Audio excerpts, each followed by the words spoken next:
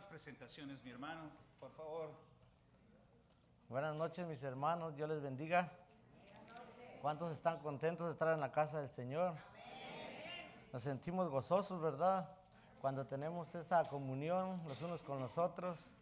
Nosotros siempre compartimos los viernes, ¿verdad? Que cuando un viernes no nos reunimos nos sentimos distantes, como que si el tiempo es muy largo. Y también cuando no venimos los miércoles o los domingos también extrañamos eso, ¿verdad? Entonces qué bueno es estar en la casa del Señor, porque la palabra de Dios dice, es mejor un día en la casa de Dios que 1000 fuera de ellas, ¿verdad? Entonces para eso estamos, para gozarnos en el Señor, y sean muy bienvenidos. Todos somos de casa, ¿verdad? No hay nadie que nos visite esta noche. Todos, que el Señor los bendiga. Vamos a orar. Bienvenida, Dios le bendiga. Gracias por acompañarnos, ¿verdad? Y qué bueno que está con nosotros. Bueno, vamos a orar. Padre nuestro que estás en el cielo, te damos gracias, Señor, por esta noche, Padre. Gracias por cada uno de mis hermanos, Padre, que disponen de su tiempo, Padre, para estar juntos, para adorarte, Señor, para exaltar tu nombre, glorificarte, amado Dios. Gracias, Padre, porque tú eres bueno, Señor, y porque tú eres nuestro Salvador, bendito Dios. Y por eso estamos aquí, Señor, para honrarte, amado Padre. Te suplicamos, Señor, te glorifiques, Padre, en lo que vamos a hacer, bendito Dios, y que hables a nuestras vidas, bendito Dios, a través de tu palabra, Señor, porque sabemos que tu palabra es viva y es eficaz, bendito Dios, y que podamos entenderla, Señor, y poder exponerla, bendito Padre, en el nombre de Jesús. Amén. Bueno, el hermano Fabio ya nos adelantó el título, ¿verdad?, desde la semana pasada. ¿Y cuál es el título general del libro que vamos a estar estudiando estos miércoles? Me comprometo, ¿verdad? Pero me comprometo ¿con quién? Con Cristo, ¿verdad? Me comprometo es algo, una incógnita. Me comprometo a hacer, me comprometo, ¿verdad? Entonces, sabemos que un compromiso es fiel. Porque, ¿qué significa compromiso? Responsabilidad. Ajá. ¿Qué más? Fidelidad.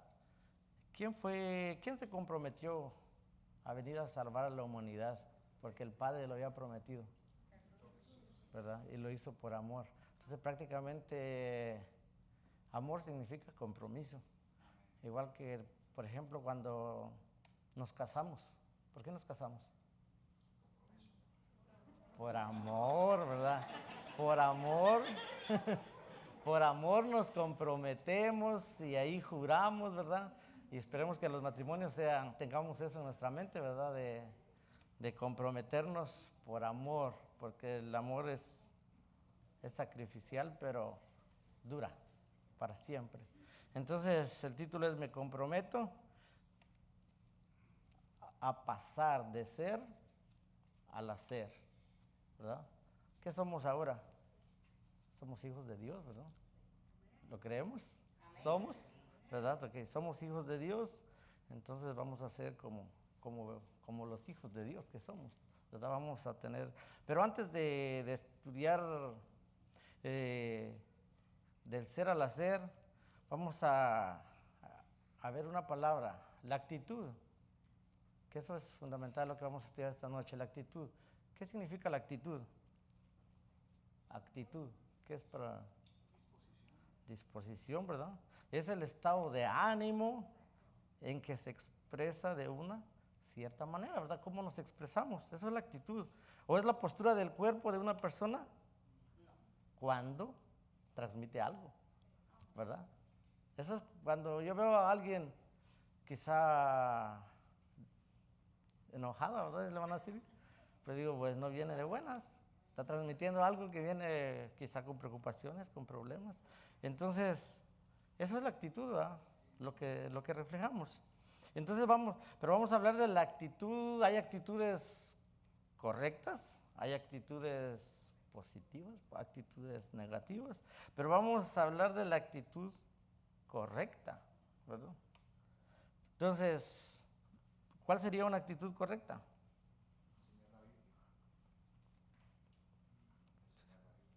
Enseñar la Biblia, también. Cuando el hacer se hace algo natural. Eso es una actitud correcta, en alegría. Una actitud correcta es hacer algo que nace, que fluye, no viendo nada. Entonces, una actitud correcta y adecuada es de la manera en que se enseña la Biblia, seremos miembros. Cuando nuestra actitud correcta es a través de la palabra de Dios, ¿cómo nos sentimos? Felices, ¿verdad? Es una actitud correcta y una actitud adecuada. Entonces, cuando hacemos eso, somos miembros felices en la iglesia. También una actitud correcta es cuando reconocemos que no hay iglesia perfecta, porque yo estoy aquí, porque ustedes están aquí también, y nadie es perfecto, solo Dios. Dice la palabra del Señor que nadie es perfecto, solo uno, el Hijo de Dios. Y entonces nosotros estamos aquí en busca de la santidad, porque sin santidad nadie verá al Señor, que es diferente a la perfección. La santidad es que nos apartemos del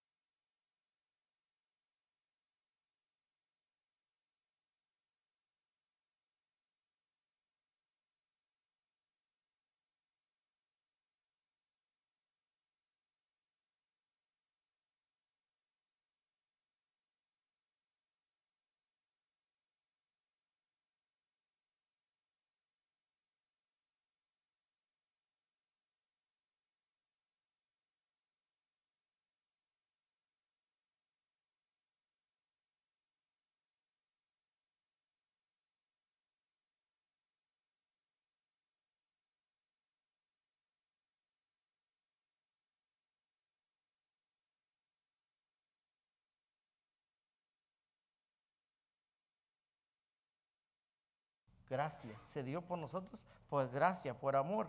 Entonces, cuando nosotros no hacemos por obligación, no tenemos una actitud por obligación, sino por gratitud, porque estamos agradecidos por el Señor, por Dios que envió a su Hijo para redimirnos, ¿verdad? Entonces, una actitud correcta por lo que Dios ha hecho en nuestras vidas, porque yo creo que nosotros hemos tenido mucho que agradecerle al Señor, ¿verdad? Porque Él ha sido fiel y porque en tiempos difíciles siempre Dios ha estado con nosotros. Entonces es una actitud correcta. Entonces vamos a ver 4 ejemplos de que es una actitud correcta, según la palabra de Dios. Y tomando en cuenta, ¿verdad?, el libro de, creo que se dice Thomas Rainers. Entonces vamos a ver 4 ejemplos y vamos a ver nuestra actitud respecto a nuestra iglesia, a nuestra congregación. Entonces la actitud correcta, la primera es la actitud correcta. ¿Soy un miembro unificador de mi congregación, de mi iglesia, de la iglesia? Es una pregunta, ¿verdad? Una incógnita. Y luego vamos a ir a la cita bíblica. Pero entonces, ¿qué es un miembro unificador? ¿Soy un miembro unificador de la iglesia? Por ejemplo, cuando un equipo de fútbol, que todos casi entendemos eso, ¿verdad? De fútbol, de soccer, dicen los de aquí. Hay 11 jugadores que juegan muy bien, pero son egoístas, no van a ganar, porque cada quien hace lo suyo, ¿verdad? Entendemos eso. Hay 11 jugadores que no son tan buenos, pero se unen, son unidos, se unifican como equipo. ¿Qué pasa? Se gana, ¿verdad? Porque la unión hace la fuerza. Entonces es necesario que en nuestra comunidad seamos miembros unificadores, unidos, ¿verdad? Entonces miremos en la palabra de Dios, trajeron la Biblia, ¿verdad? Nuestros pastores nos facilitan todo, ¿verdad? Porque a veces no traemos la Biblia y ahí leemos todo y cada que me den la oportunidad a mí, yo siempre voy a hacer que al menos ojeen la Biblia, ¿verdad? O que le pongan una rayita de lo que leyeron. Entonces, miremos Efesios 4 del 1 al 3 y vamos a ver qué Pablo le decía a la iglesia de Éfeso acerca de ser un miembro unificador en nuestra comunidad, en nuestra congregación, en nuestro hogar, en nuestro trabajo, porque es una actitud, ¿verdad? Es una actitud correcta. Entonces, la palabra de Dios dice: yo pues preso en el Señor, os ruego que andéis como es digno de la vocación con que fuisteis llamados, con toda humildad y mansedumbre, soportaos con paciencia los unos a los otros en amor, solícitos en guardar la unidad del Espíritu en el vínculo de la paz. Entonces Pablo entendía esto, ¿verdad? De ser unidos, no de ser un miembro que pone en malas al uno con el otro, ¿verdad? Sino de estar unidos, porque era la invitación, pero para ser un miembro unificador, aquí Pablo nos enseña que dice con toda humildad. Pero ¿qué significa humildad? Con toda humildad. Que pensemos que todos son superiores a nosotros, es un buen ejemplo, ¿verdad? Pensemos, cualquier persona es superior a mí, porque Jesús, siendo Dios, se hizo hombre, se humilló, ¿verdad? Y si nosotros entonces, que dice, soy un miembro unificador, tengo que ser humilde, tengo que ver a los demás como que si fueran superiores a mí, sentirlos de la misma manera, ¿verdad? No importa si tiene muchas cualidades aquí, pero ante los ojos de Dios somos iguales. Entonces, humildad, ¿qué más? Mansedumbre, dice. ¿Pero qué significa la mansedumbre? Para ser un miembro unificador, controlarnos a nosotros mismos. ¿Qué tal con nuestro temperamento, nuestro carácter? Es que yo así soy. Pero Dios dice, con mansedumbre. Es que yo así nací. Y a mí nadie me va a cambiar. Pero hay una invitación. Porque si imagínense, yo vengo con un temperamento fuerte y no creo que pueda ser unificador en ningún lugar, ni en mi casa, ni en la iglesia, ¿verdad? Entonces, el Señor la palabra de Dios nos dice que debemos de ser mansos, soportándonos unos a otros.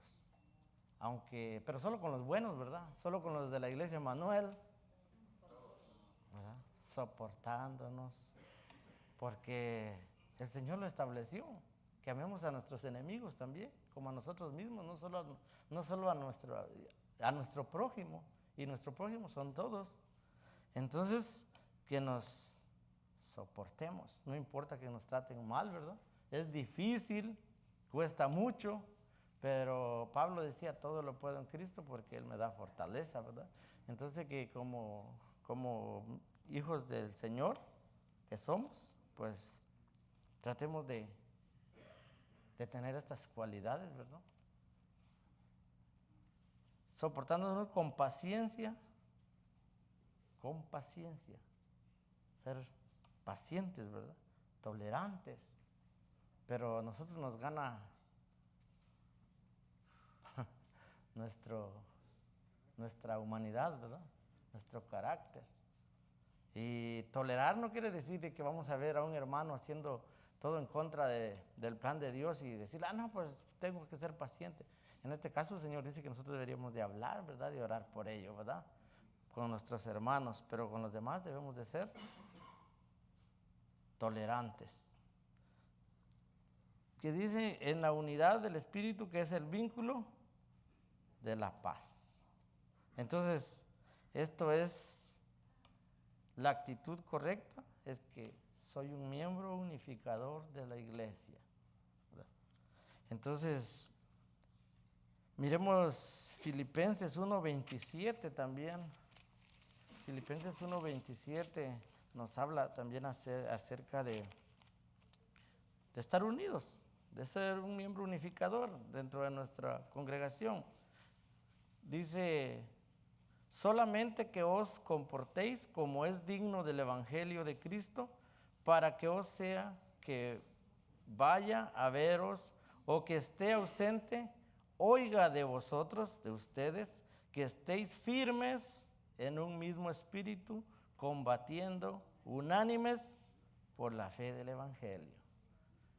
Combatiendo, somos soldados de Cristo, ¿verdad? Debemos de combatir unidos. Dios no nos hizo para que andemos solos, sino como una familia redimida por la sangre de su Hijo.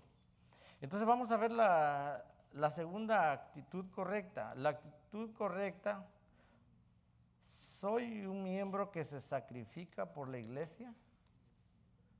Podemos decir, pues nosotros ya no podemos hacer ningún sacrificio porque Jesús dijo que ningún sacrificio es válido más lo que Él ya hizo en la cruz, ¿verdad? Pero, ¿qué podemos hacer entonces como miembros que se sacrifican por su comunidad, por su iglesia?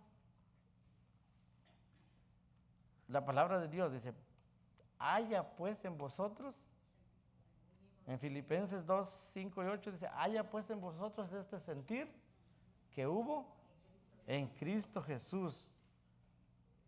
¿Qué más? Que hubo también en Cristo Jesús, el cual siendo, dice, en forma de Dios, no estimó el ser igual a Dios, sino que se despojó a sí mismo, formando forma de siervo. ¿Y qué hace un siervo? Sirve. Entonces nosotros tenemos que tomar forma de un servidor. ¿Recuerdan a los discípulos cuando iban con Jesús y andaban, cuando Jesús anuncia que se iba y yo, ¿quién va a ser el primero? Y yo voy a ser el primero, ¿verdad? Ellos iban discutiendo por quién iba a tener un lugar. Y Jesús, conociendo lo que ellos estaban debatiendo, Él les dice, el que quiera ser primero, tiene que ser el último, porque si yo no vine para ser servido, sino para servir, ustedes también tienen que servir. Entonces nuestro sacrificio es servir con gratitud a nuestro Dios. Entonces, soy un miembro que se sacrifica por nuestra iglesia. Porque dice, y estando en condición de hombre, se humilló a sí mismo, haciéndose obediente hasta la muerte y muerte de cruz. Cristo se hizo obediente, fue obediente. Y nosotros, la pregunta es, ¿somos obedientes al llamado de Dios? ¿Estamos siendo obedientes a...? ¿Verdad? Entonces el mejor ejemplo es nuestro Jesucristo, ¿verdad? Nuestro Señor que dio su vida por nosotros. Y que Él, estando en su trono, que no tenía ni necesidad de venir, ¿verdad? Pero cumplió a la promesa que el Padre había hecho, que iba a venir un Salvador del mundo. Y se hizo obediente. Porque cualquier sacrificio que usted y yo hagamos en esta tierra no es comparado al sacrificio que Jesús hizo por nosotros. Yo le llamaría lo que podemos hacer por nuestra iglesia o por nuestros amigos, no es nada comparado con lo que Jesús hizo. Jesús hizo lo máximo, que nosotros no podríamos hacerlo, pero Él ya lo hizo por amor.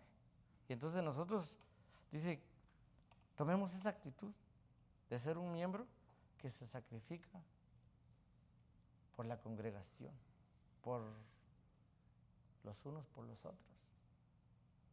Pero no lo tomemos como un sacrificio, porque Jesucristo hizo lo máximo. Que nosotros lo hagamos con agradecimiento hacia el Señor, en gratitud, porque ¿cómo podemos pagar ese sacrificio? No podemos pagar el sacrificio que Jesús hizo por nosotros. Lo que nosotros deberíamos de pagar, Jesús ya lo hizo. Y entonces, tomemos en cuenta eso y decir, soy un miembro que se sacrifica, soy un hermano, soy un hijo que se sacrifica por la comunidad. Vamos con la tercera actitud correcta. Soy un miembro que ora. Soy un miembro que ora. Jesús oró, ¿verdad? Él oraba siempre.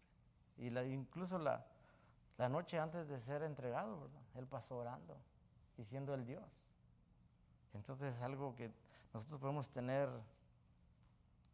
en nuestra mente, de orar o de entender el poder de la oración. Busquen en la palabra del Señor Colosenses 1, 9 y 10.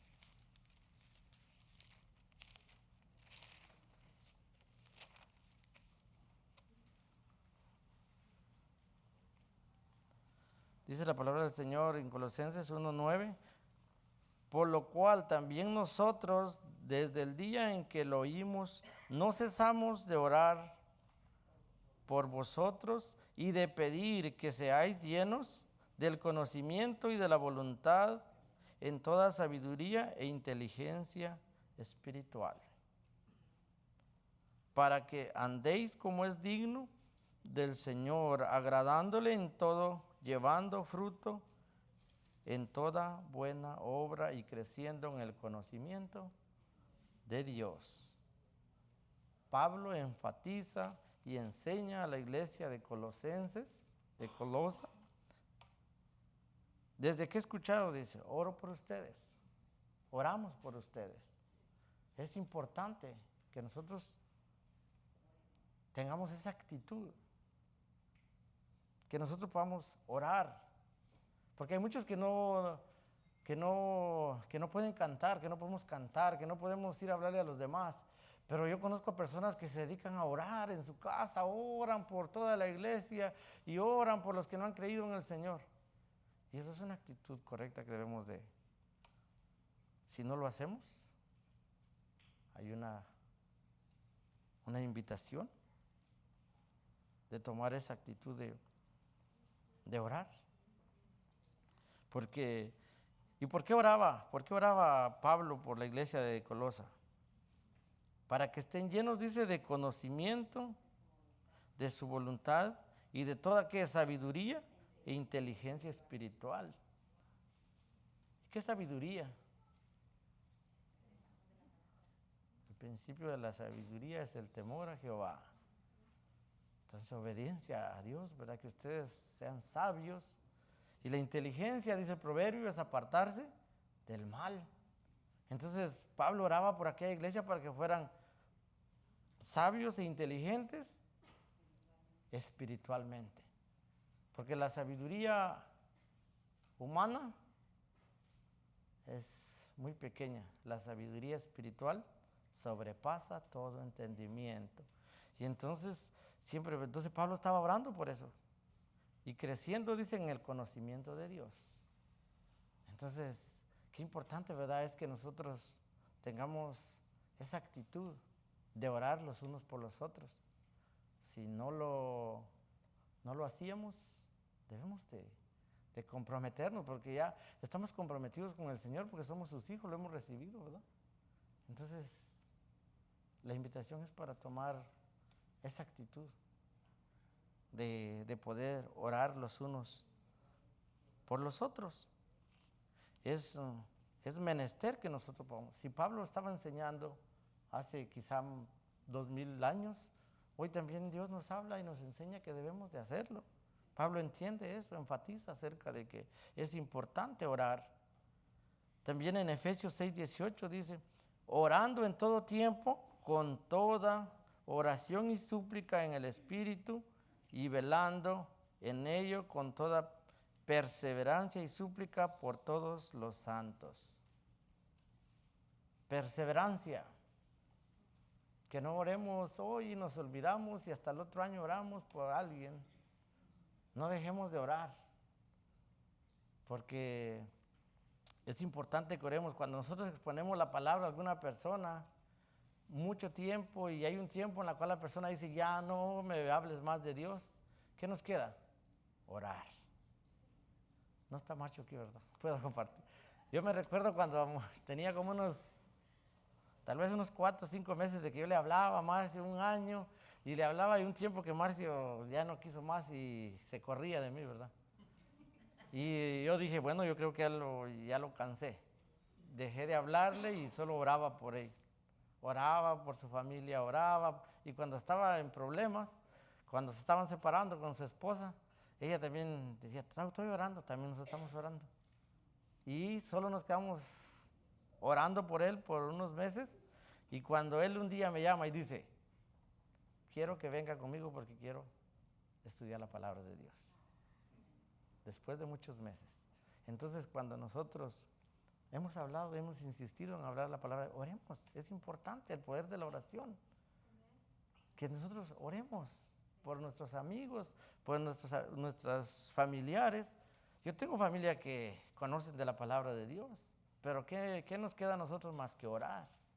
Yo me recuerdo que fui uno de ellos también, que mi hermana, mi mamá oraron mucho por mí. Y llegó el día en que esas oraciones fueron contestadas. Entonces es importante que oremos, que tengamos esa actitud correcta de orar. ¿Por qué? ¿Pero por qué vamos a orar?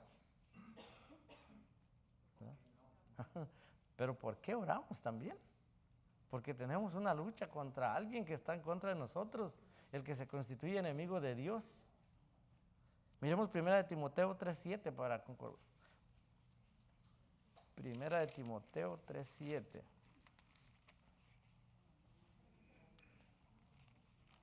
Dice, también es necesario que tenga buen testimonio de los de afuera para que no caiga en desacrédito, en lazo del diablo. Entonces, por eso es importante. Porque nosotros, dice que los hijos de Dios se constituyen enemigos. El diablo es enemigo está como león rugiente, dice, viendo a quién devorar. Pero el diablo no quiere devorar a los que están afuera. El diablo quiere devorar a los hijos de Dios, porque el enemigo principal de Dios es Satanás. Y entonces, si somos hijos del Señor, debemos de orar porque es importante. Debemos de tener esa actitud en nuestra.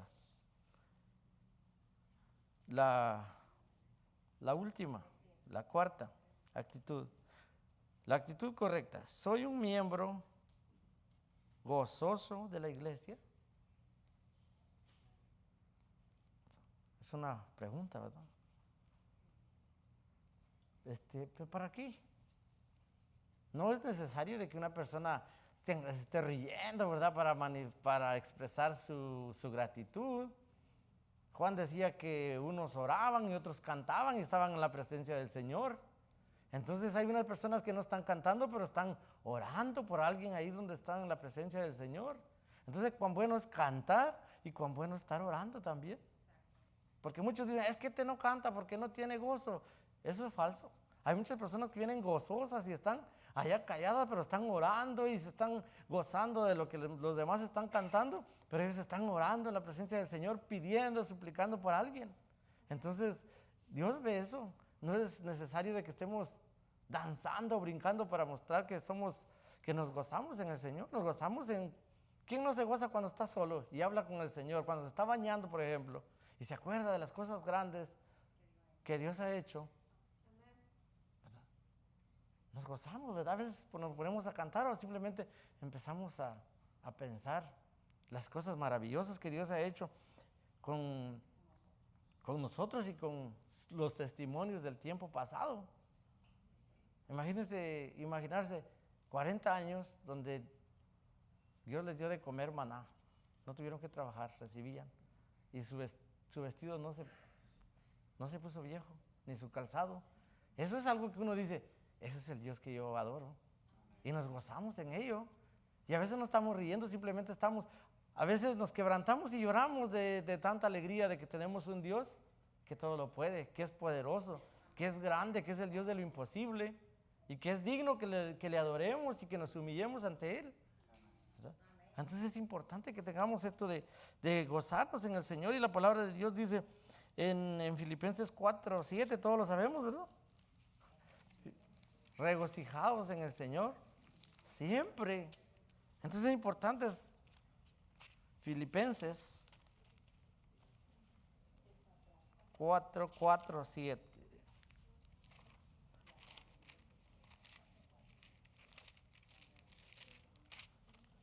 Filipenses 4:4-7. Regocijaos en el Señor siempre. Otra vez digo, regocijaos. Vuestra gentileza sea conocida de todos los hombres. El Señor está cerca. Por nada estéis afanosos, si no sean conocidas vuestras peticiones delante de Dios en toda oración y ruego con acción de gracias. Y la paz de Dios, que sobrepasa todo entendimiento, guardará tus corazones en Cristo Jesús. Entonces, Dios no nos manda a ser un miembro enojado, ¿verdad? Un miembro gozoso, feliz, porque ¿por qué nos podíamos poner tristes si ya Cristo venció todo?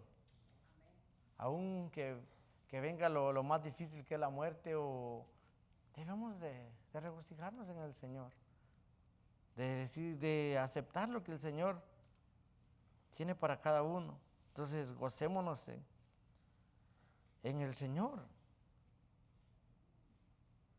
Sean felices, somos dichosos, ¿verdad? Porque dice que si soy un miembro que se regocija en la iglesia, vamos a transmitir eso, ¿verdad? Porque yo creo que alguien que venga enojado no transmite nada, sino que un miembro que venga feliz, que saluda, que se ríe, ¿verdad? O a veces venimos tristes y escuchamos la palabra de Dios y nos alentamos, ¿verdad? Y salimos renovados, o a veces venimos bien cansados y que no queremos venir. Y hay una palabra poderosa en la cual dice, gracias Dios que tenías algo para mí. Y llegamos a la casa felices, dormimos, descansamos y el Señor siempre está ahí. Entonces, esas son las 4 actitudes correctas, pero pienso que entonces es hora de que nosotros pasemos del ser al hacer. Si somos, hagamos como la palabra de Dios dice, la invitación que está, porque nuestra actitud refleja lo que somos. Nuestra actitud es la que, pero solo en la iglesia, ¿no? Tenemos una buena actitud. No, la actitud es que nosotros la reflejemos en nuestro trabajo, en la iglesia, en la calle, en donde quiera, ¿verdad? Entonces, eso es la pregunta. Me comprometo pasar del ser al hacer. Me comprometo de practicar estas 4 cualidades. No me lo digan. Piensen, cada uno en su interior, y decirle al Señor, quiero pasar, quiero empezar. Si no oraba, ahora voy a orar. Si no estaba feliz, ahora voy a ser feliz. Me voy a regocijar en el Señor. Si no tenía muchas amistades con mis hermanos, mucha convivencia, voy a tratar de hablar más con mis hermanos, ¿verdad? Entonces, que nosotros pensemos en esto y que pensemos también los que ya tenemos tiempo de ser cristianos, de hacernos una pregunta: ¿cómo está mi compromiso con Dios? ¿Está mucho mejor que hace 10 años, 3 años, 1 año? ¿Cómo estoy? ¿Estoy orando más? ¿Estoy hablando más de Dios? ¿Qué he hecho? estoy más alejado de Dios, estoy orando menos, estoy leyendo menos. Entonces, que el Señor los bendiga y que podamos poner en práctica estas 4 cosas que podemos estudiar de la palabra del Señor, y que el Señor los guarde. Y vamos a orar para orar. Padre amado, gracias te damos, Señor, por esta noche, Señor. Gracias por tu palabra, Señor. Ayúdanos, Padre, como decía Pablo, Señor, a ser hacedores, Padre, y no solo oidores. Bendito Dios, por favor, te lo suplicamos. Necesitamos tanto de ti, Señor, y que, como dice tu palabra, que tú pones el querer como el hacer en nosotros, Padre, que podamos ponernos en la brecha, bendito Dios, y hablar, ya que la mies es mucha y obreros hacen falta, Señor, y sabemos que aquí hay obreros, Padre, que podamos disponernos, Padre, porque nada es un sacrificio, Padre, si no es grato hacerlo. Bendito Dios, por favor, te suplico, Señor, que hayas hablado, bendito Dios, tan siquiera una de las personas que están en este lugar, bendito Dios. Tú eres maravilloso, Padre, y nos ponemos en tus manos, bendito Dios, y gracias por cada uno de mis hermanos que está aquí, bendito Dios, que nos lleves con bien, amado Padre, que nos guardes, Señor, que cada día, Señor, reconozcamos, Señor, que sin ti nada podemos hacer y que sin ti nada tenemos, Padre Santo. Nos ponemos en tus manos, bendito Dios, y que todo sea conforme a tu santa y divina voluntad, y te lo pedimos, Señor, en el nombre maravilloso que es sobre todo nombre, en el nombre de Jesús. Amén.